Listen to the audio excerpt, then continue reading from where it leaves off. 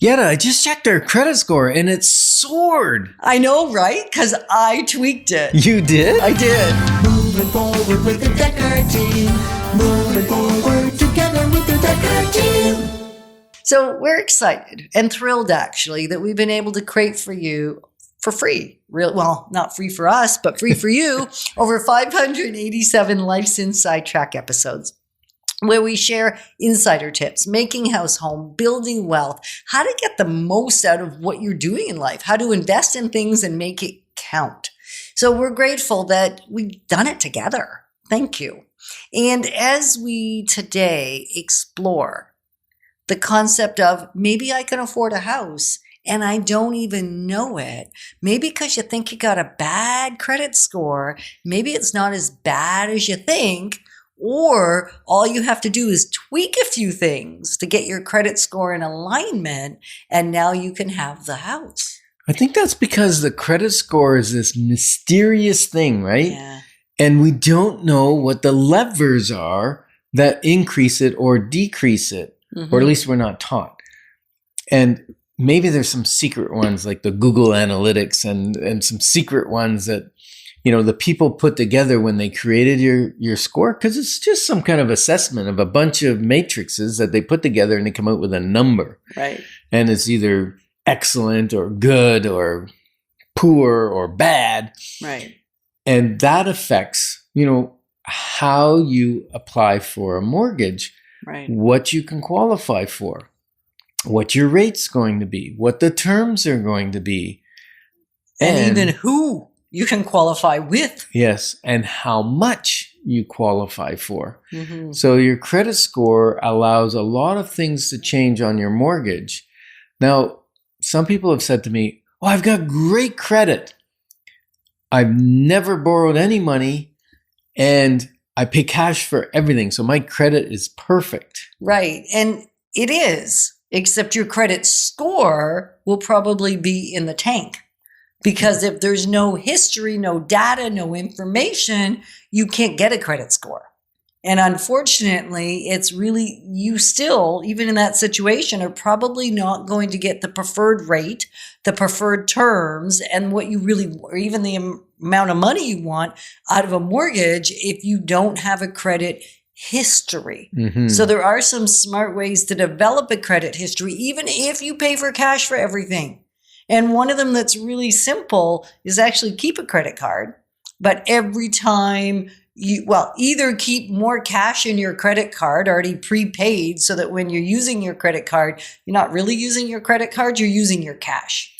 Yeah, and you know what? Sometimes people don't qualify for a credit card, but you can get a reverse credit card, which means... Which is what I kind of said. Yeah, it's kind of what you did. You basically said take a regular credit card and pay it negative. But a prepaid credit card is just one where you put $500 on it. You have $500 to spend on a credit card. Yeah. And it does start to build your credit rating. The other thing is borrow money for a car. But you say, "Oh, well, I got the money to pay my car cash," like I did when I was young.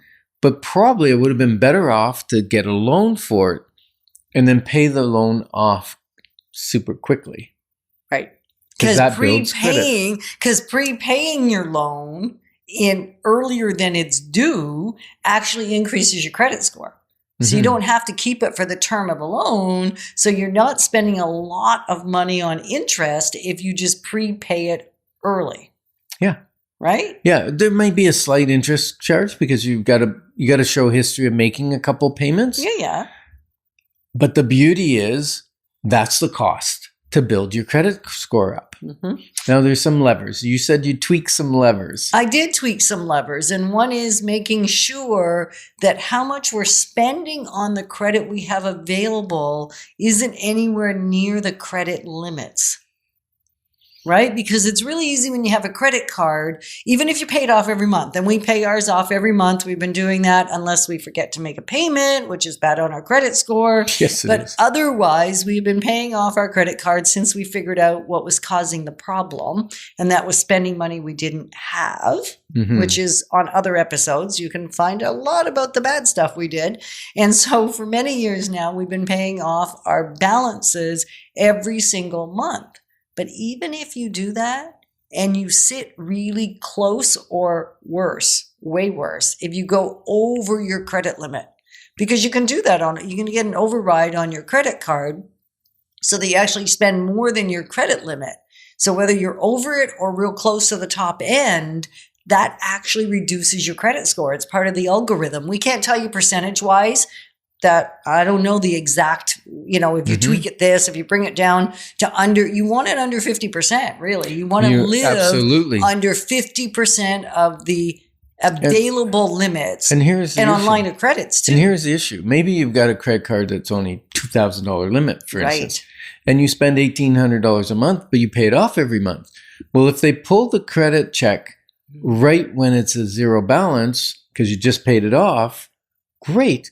But if they pull it, right when it's at $1,800, now you're well over 50% of the credit limit, and that dings your credit score significantly. Yeah. These are It's a just little crazy thing, little little things tweaks. that you don't even know are happening in the background that can change everything. So, of course, paying on time. We all know if we don't pay on time, we get an R30 or an R. Well, I guess it's an R1, R2, R3. Yeah. But R1 means You paid it off in the required time. And then R2 within 30 days.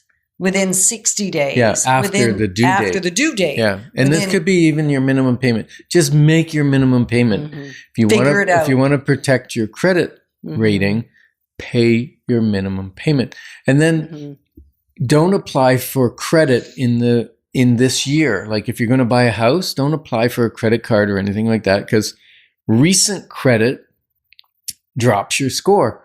Long-term credit increases your score. So if you say, oh, Ken, we've got too many credit cards. There's too much accumulated debt or accumulated ability for debt. Then close the one that's the freshest, the youngest.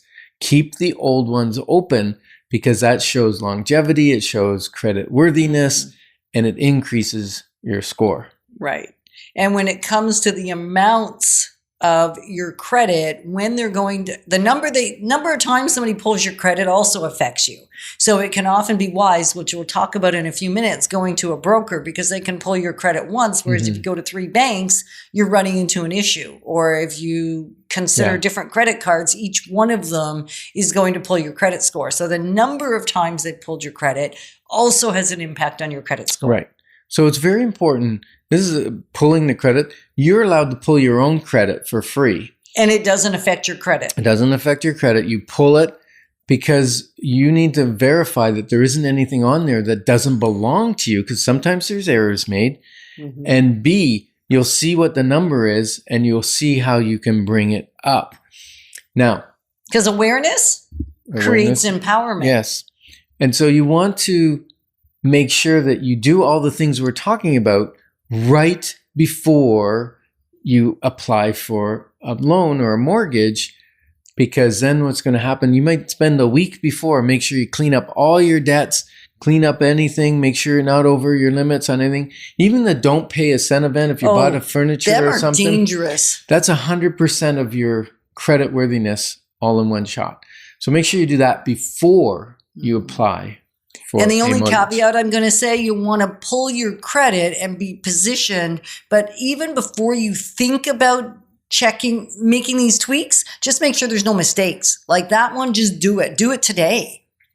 Yeah. And the beauty is when you position your credit in advance, it positions you to have choice when the beauty is seen. So thanks for growing alongside of us because we're passionate about all of us being positioned for generational legacy.